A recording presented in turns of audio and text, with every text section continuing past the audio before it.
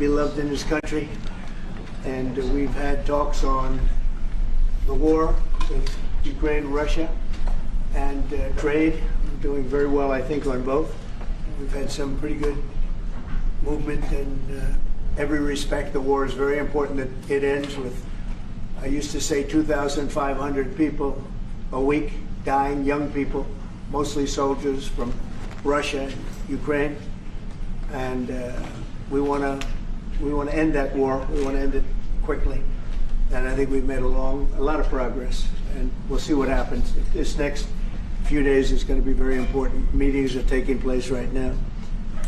Additionally, we talked about trade, and we get along very well on trade. We'll do something, but I think the Prime Minister knows that over the years the United States has been very good to a lot of people, and it's time for us to benefit also. So we're going to have a good relationship on trade, and we discussed other things also. But Mr. Prime Minister, it's an honor to have you at the White House. Thank you very much. Well, thank you, Mr. President. This year is 200 years since the first immigration from Norway to the U.S. We come here early in your term. Appreciate that you take time. We have highlighted that very close cooperation. We are allies. We look after security in the north, in the Arctic. A lot of confidence between our services. We have discussed in detail the war in Ukraine. I have saluted the President for his initiative to make progress towards something that can be a ceasefire and an end to this terrible conflict. It is a complex picture, but it needs political will and push, and we have exchanged ideas on that. And then I think the President and his team have been open to hear our perspectives. And on trade, we have also emphasized that we can benefit, both of us, by trading. We can be complementary, and we can find good solutions. But first of all, I appreciate, Mr. President, the spirit and the tone of this conversation, which has been confirmation of a very strong partnership. Thank you very much. Appreciate it. Any questions? Can I ask you Yes. first, Mr. President, have you spoken about the tariffs that you want to impose on Norway? Is there a chance that you can lower We spoke them, about lower trade, those tariffs? and we understand each other very well. I think we'll have no problem. You think that you will get an agreement? I think with we'll Norway? have no problem whatsoever with Norway. Did you discuss a possible visit to Norway? Did you discuss a possible visit with President Trump to We Norway? didn't, but I love it. I mean, I've been there, and it is a beautiful place. They have. But I told the President that, you know, he is receiving us early in the term. He's welcome to visit Norway. We would like to have him, and it will be another way of emphasizing this strong friendship. Mr. President, Norway has been a staunch supporter of Ukraine Yes. since the Russian invasion in 2022. Has something been discussed here today that may have altered your views on things? No, we want to, very simply, I have no allegiance to anybody. I have allegiance to saving lives, and I want to save a lot of lives. A lot of young people, mostly young people. It's the war. It's the soldiers, and if we can do that, also, as you know, I got started because the money that's been spent on this war is insane. It should have never happened, and it would have never happened if I were president. But Biden spent $350 billion on this, and it's a shame, and that's what got me involved. And then I looked at, and I see the results. It's horrible. It's a killing field. 5,000 soldiers a week on average, and we want to stop that. We both want to stop that for a lot of reasons, but I would say that is my number one reason. Do you think that Russia, that we will get Russia to accept a deal that also Ukraine and Europe is willing to accept? I think so, yeah. I do. I believe they will accept, and I think we're going to get this over with. I hope so, soon. Mr. President, Go ahead. you continue to lack support from NATO allies in your goal of obtaining Greenland. How will you proceed if you don't get that support? Well, Greenland's going to be interesting, but that's for another day. I think we need that for international peace. What are you expecting of your And if you allies? don't have that, I think it's a big threat to our world. So I think Greenland's very important for international peace. Yeah, please, go ahead. Mr. President, this morning in Truth Social Post, you used the words Vladimir, stop. That seemed like a slightly different message, a personal message. What is your level of frustration with President I Putin didn't like at this last point? night. I wasn't happy with it. And we're in the midst of talking peace, and missiles were fired. And I was not happy with it. That's what I meant, and that's, you know, Mr. what he President, said. Mr. President, why I are you- assume that's what you mean. Sorry, Yeah, if I the assume. bombs keep falling, will you consider additional sanctions toward Russia, or what will you do if President Putin? I'd does rather not answer that respond? question in a week. I want to see if we can have a deal. No reason to answer it now, but I won't be happy. Let me put it that way. Mr. President, Things will happen. Mr. President, why are you not putting more pressure on Russia? I know a lot of Europeans. Putting a lot of see that. pressure. You don't know what pressure I'm putting on Russia. They're dealing. You have no idea what pressure I'm putting on Russia. We're putting a lot of pressure. Can you maybe tell us what kind of We're pressure putting a are you lot of putting on pressure on Russia, and Russia knows that, and some people that are close to it know, or he wouldn't be talking right now. The Prime Minister understands that better than anybody. He wouldn't be talking right now. He's talking, and we're putting a lot of pressure. I think he wants to make a deal. We're going to find out very soon, but it takes two to tango, and you have to have Ukraine want to make a deal too, and they're being hit very hard, and I do believe they want to make a deal. Mr. President, Mr. Prime Minister, if I may. You said that the Ukraine have to give some territory to win peace, among them Crimea. Do you stand by that? And I know that the former NATO General Secretary today has told you that he does not agree, and he believes in territorial integrity of the Ukraine. How will you deal with that with your allies? And do you Well, stand by that Ukraine have to give Former Crimea Secretary to General win peace? happens to be right here, you know, so they can't put words in his mouth. He's been a great general, frankly. It was because that's what you are. Really, you're a general. But he's been a great Secretary General. We had a tremendous relationship, very successful, and I think he could speak for himself. He's right here. But do you still agree that Ukraine have to give some territory away to win peace? Well, it depends what territory. They've been fighting. They've lost a lot of territory. We'll do the best we can, working with Ukraine. We'll do the best we can. But they lost a lot of territory. When you say Crimea, that was handed over during a president named Barack Hussein Obama. That had nothing to do with me, Crimea. That was 11 years ago with Obama. And they made a decision. There wasn't a bullet fired. There was no fighting. There was no anything. They just handed it over. Now they say, well, can you get it back? I think that's going to be a very difficult thing to do. That was given by Barack Obama when he was president, not by Donald Trump. Thank you, Mr. Mr. President. President, you have a long You have a meeting, peace Mr. proposal President. that you put on the table. It's a 30-day ceasefire proposal. Your national security team presented it to both Ukraine and Russia. 2 months ago, Ukraine agreed to that ceasefire proposal immediately. Russia has not. And my question is Russia the obstacle to peace based upon that, just getting to that 30-day ceasefire? I don't think so. I think that they both want peace right now. They're ready to do something. We'll see what happens. Complicated, very complicated. But I think they are both very much looking to make a deal. Marco, what would you say? Well, first of all, what was put before our partners was options to discuss about things that it would take to end a war. This war is endable. Both sides just have to agree to it. We've shown them a pathway forward. We've discussed those ideas. It was a good meeting yesterday. There'll be good meetings over the weekend. We've shown them the finish line. We need both of them to say yes. But what happened last night with those missile strikes should remind everybody of why this war needs to end. It's horrible those missiles landed. What's even worse is there are today people that were alive yesterday that are not alive today because this war continues. And the president wants to stop it. And everyone should be thanking the president for being a peacemaker and trying to save lives. That's what we're trying to do here. It's not our war. We didn't start it, as you know. But we're trying to end the dying. We're trying to end the destruction. And we've shown the path forward. We can see the finish line, but both of them have to get there. We're going to do everything we can to help them get there, but they have to ultimately say yes. Both And of we them. are using a lot of pressure on both. You know, if you think we're just in there because we're nice people, and we are nice people, but we're using a lot of pressure on both. What You had a long concessions, meeting, Mr. President, and to your national security team, what concessions has Russia offered up thus far to get to the point where you're closer to peace? Stopping the war, taking the whole country. Pretty big concession.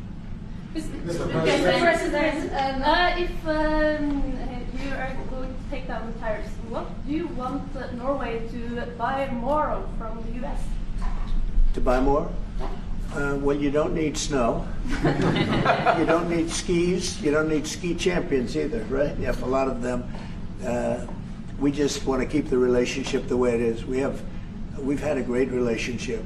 I think now maybe closer than ever, but we've had a great relationship with Norway. I think just keep it the way it is, kid. You can't do better. Really? Not even by, say, Well, if they want to give us some additional concessions, that's okay. You can't do much better. Yes, yes. Mr. President, you've had a long meeting with Norway today. You said that Norway is doing a lot of things right, but on the Ukraine, if I can ask both you and the Prime Minister, did you find common ground today on Ukraine and the peace plan? Totally. It's totally common ground. The Prime Minister can speak about it, but I can just say he wants to see people stop dying more than anything else, and he'd like to see it end. He's going to help us end it. Mr. President. Can I say that to move towards an end of this war, U.S. engagement is critical, and President Trump made that possible. That is clear, that is obvious, it's really happening. Now the important thing is that both parties have to know that they have to deliver, and they have to feel the pressure to deliver. Ukraine is under attack. They are defending themselves. Lives are being lost. And we believe very firmly that there needs to be a ceasefire, the initiative taken by the U.S. Some time ago. It needs to be respected. And then to move on to something which both parties can own. That is the complicated part in such a dramatic war. And here I believe Europeans and Americans working together, as we do much closer now. I salute the team of President Trump of being, open in that process. We had a good discussion on this today, and then we have to move on, and we cannot lose time because this is too much drama happening. One thing is people losing their lives, but it is a bad thing for Europe, and it's a bad thing for the world to having such a broad conflict going on. It can have ramifications far beyond Ukraine. Mr. President, follow-up question. Sir, Mr. President, I forgot my question now. I wanted to ask about. It's all right. That happens. It happens sometimes, yeah. No, Mr. President, I wanted to ask about the. Well, actually, Zelensky has said that he wants more Patriot missiles. So far, has been no response from the United States. If the United States decides to pull out of negotiating for peace, trying to broker peace, does that also mean a no on Patriot missiles, a no on sharing intelligence with Ukraine? Let's see what happens. I think we're going to make a deal. And if we make a deal, that'll be wonderful. We won't have to worry about your question. You can ask that question in 2 weeks, and we'll see. But I think we're getting very close. The Prime Minister feels the same way, and we'll hopefully not have to answer that question. Mr. President, Norway is the third country to be officially invited to the White House after Liberation Day. Why did you invite Norway so soon to the White House? Because I like them. And I like your Prime Minister, and I like the way your government runs. And I respect the King. He's highly respected in Norway. It's a great thing, not an easy thing to do. He's done a great job. Yeah. Would you like an invitation to visit the King? Absolutely. You get me that invitation. I just told the President he's welcome to visit Norway. President Trump, where's my card? You said before that you like the Norwegian Petroleum Fund, and I'm wondering if that has been up for discussion today, the way that we have structured our money and whether. Well, this fund was created in the late 1990s to save for future generations the income from oil and gas. Norwegians should continue to work as hard, dedicated, innovate and move forward despite having these incomes, which we happen to be in the period of our history where we can harvest, and we have transferred that into investments, half of them, by the way, here in the United States.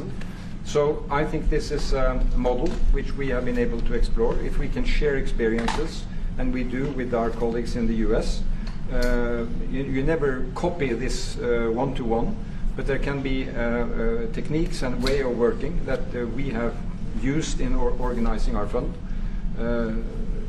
Jens Stoltenberg was the finance minister when the first dollar entered that fund. So he's a safe hand to have as a finance minister today. What do you say? No, and as you said, Mr. Prime Minister, we are ready to sit down with the U.S. To also work with them on if they want to establish a sovereign wealth fund, because we have a good experience with our fund. And I think that one example of how we work together with the United States is that half of the fund, close to $1 trillion are invested in the United States, mainly in equity, but also some in fixed income, including government bonds. So this is an expression of trust in the United States, expressed by the strong investment of the Sovereign Wealth Fund. Then just briefly on Ukraine, since it was mentioned, we had a very good and extensive discussion about Ukraine, the path forward to peace. And as the Prime Minister said, we commend the US for pushing forward to try to find a negotiated solution. At the same time, we need to continue to support Ukraine, and therefore I'm proud that Norway has actually tripled the military support to Ukraine. And this year we will allocate close to $8 billion to Ukraine. That will strengthen them and also their hand on the negotiating table. If I may add to that, if there's a peace, and there will be a peace, we have a common responsibility in securing democratic Ukraine for the future. And the best security guarantee they can have is the ability to defend themselves. And we are investing in that. Mr. Prime Minister, if I may. As it relates to tariffs, Mr. President, when you unveiled your reciprocal tariffs on April the 2nd, the tariff rate for Norway was 15%. Based upon your conversations that you've had today with the Prime Minister, do you see that tariff rate coming down from what you proposed just a few weeks ago? Well, they have a great fund of $2 trillion. It's a big fund, and they don't have any debt. So I think they'd probably be willing to pay us more than that, I hope. Mr. President, Yes. in 2018, your former Secretary of State Mike Pompeo called for an end to Russian occupation of Crimea. Why has this administration changed its stance on territorial concessions for Crimea? Well, the war started. It would have never started if I were president. This is a war that is horrible. All wars are horrible. This one is in particular bad. And I don't know that you can ever say there's going to be a winner to this, because so many lives have been lost. Not only soldiers, a lot of lives have been lost. I think that we want to do one very simple thing. It would have never happened if I were president. Zero chance it was going to, and it didn't. People say, how do you know that? Number one, it didn't happen. We never even discussed it. I would talk to Putin about it. It was the apple of his eye. Ukraine was the apple of Putin's eye, but there was never even a thought that he'd go in. And I think he understood that I would not be happy if he did. And it was only when I got out, and when you mention what happened to Ukraine years ago under President Obama and a vice president that was also president later, unfortunately for this country, what happened is large chunks of land were given up, and it was called Crimea, and that was a big thing. That was a big moment. But this isn't my war. This is Biden's war. This is a war that Biden was president when this war happened. But I'm trying to put out the fire, and I think we'll be successful. And if we do, we're going to save a lot of lives.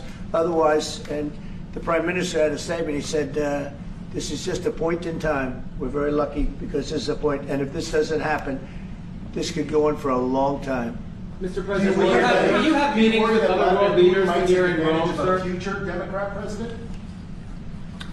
I don't think he will. I think he wants to make peace. I think he wants to end it, and I feel pretty confident of that. But we're gonna know pretty soon. Mr. President, will you have meetings with other world leaders when you're in Rome? Yes, I will. Which leaders do you want to meet, sir?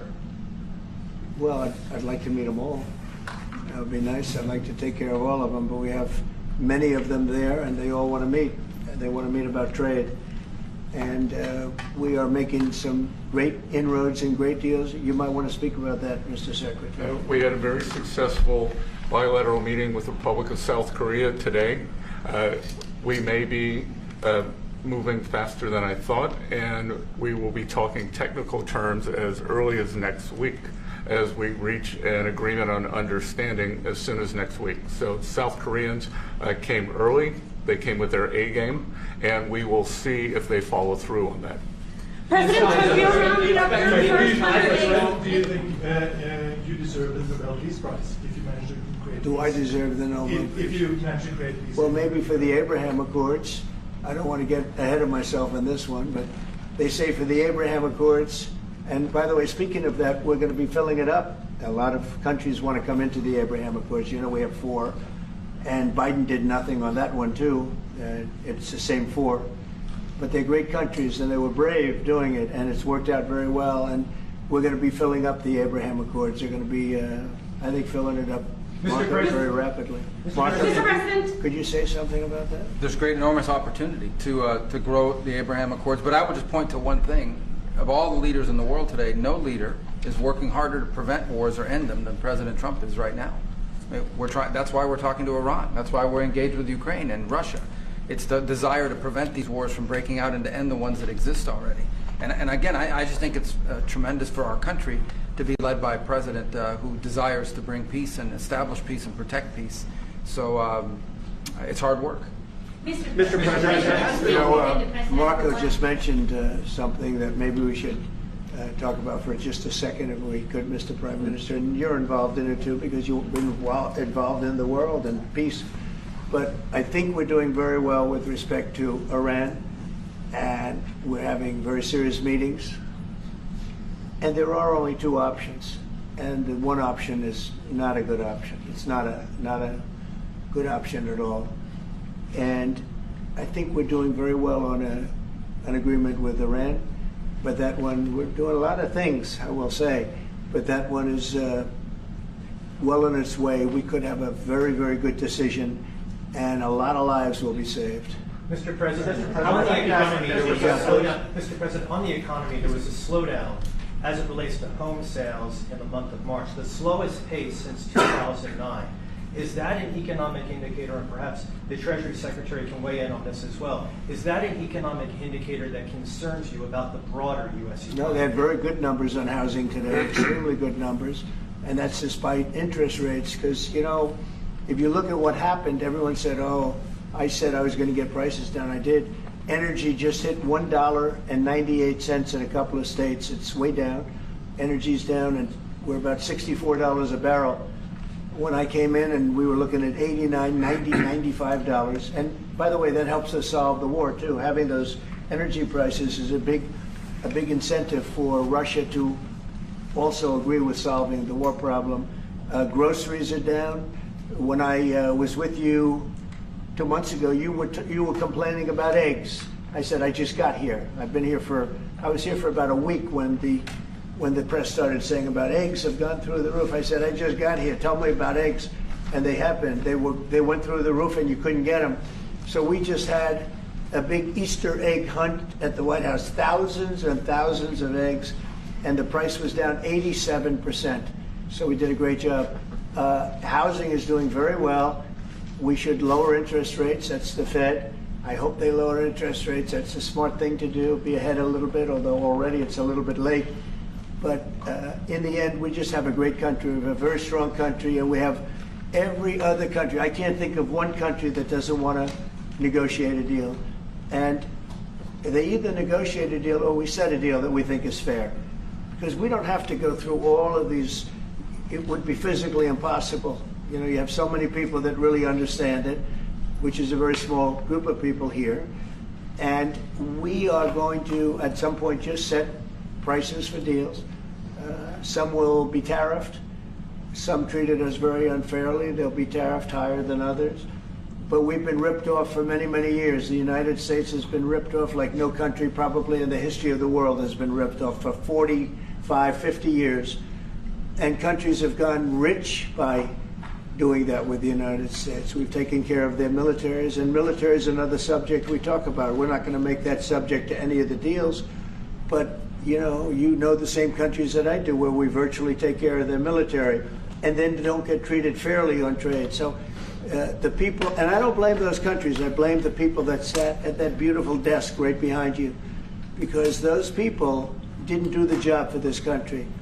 And they let us lose $4 billion a day on trade. We were losing $4 or $5 billion a day on trade when I got here, and now we're going to be much better than breaking even, and we're going to be making $4 or $5 billion a day on trade. So, but I don't blame any country, not the worst of them. And we were abused by countries. I blame the President of the United States that happened to be sitting when these deals were made. Disgraceful. When I was here, we had a great 4 years. We had the most successful economy in the history of our country, my first term. And we were very tough on trade. And with China, as you know, they paid hundreds of billions of dollars in tariffs. But nobody else ever did that. China paid not 10 cents to any other president. And but not only China, virtually every country got away with murder. And we just can't let that happen. Thank you very much, everybody. Thank you very much. Appreciate it.